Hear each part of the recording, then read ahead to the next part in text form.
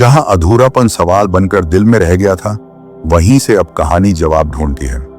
अब सायरा वापस पाकिस्तान लौट आई तो थी, लेकिन उसका दिल वहीं मोहित के पास छूट गया था।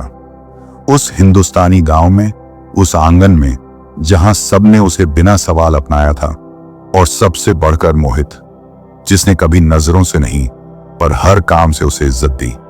वो अब हर रात मोहित के बारे में सोचती थी। उसका सीधा चेहरा, उसकी मेहनत, उसकी चुप्पी। उसने खुद से कई बार पूछा, क्या मैं बस एहसान में उलझ गई हूं या ये कुछ और है? जवाब हर बार आंखें दे देती, जो सोने से पहले भीगी होती। सायरा ने एक दिन अपनी अम्मी से बात की, सब कुछ बताया, साफ साफ, बिना छुपाए। अम्मी कुछ देर चुप रहीं, फिर बस इतना कहा, अगर किसी इंसान का किरदार तुम्हें उसके मजहब से ऊपर लगे तो समझो वो इंसानियत का असली चेहरा है। सायरा ने अब तय कर लिया था, उसे मोहित से एक बार बात करनी है, बस एक बार। हिंदुस्तान में मोहित फिर अपने काम में लग गया था। खेतों में, घर में, सब कुछ जैसे पहले था, सिवाय उसके दिल के। वो खुद को समझा चुका था। वो अपनी दुनिया में लौट गई, ठीक है, अच्छा ही हुआ। पर एक शाम जब वो अपने छोटे भाई को पढ़ा रहा था, तभी फोन बजा। किसी अनजाने नंबर से। फोन उठाया, आवाज आई, मोहित, मैं सायरा बोल रही हूं। वो एकदम खामोश हो गया। हाँ सायरा, कैसी हो? ठीक हूं, आप कैसे हैं? मोहित ने कहा। हाँ मैं बिल्कुल ठीक हूं। फिर सायरा बोली, मोहित मुझे तुमसे कुछ कहना था। मोहित ने कहा, बोलो।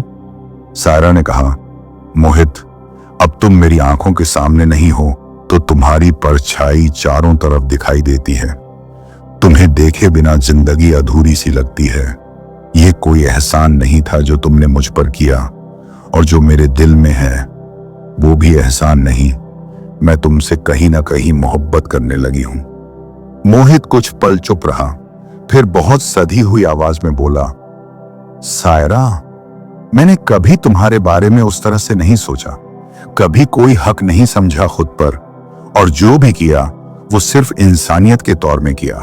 वो रुका, फिर कहा, अगर तुम्हें मुझसे लगाव है, मुझसे मोहब्बत करती हो, तो मैं ठहरा एक हिंदू और तुम ठहरी एक मुस्लिम। तो मैं तुमसे कैसे मोहब्बत कर सकता हूं? ये समाज क्या बोलेगा?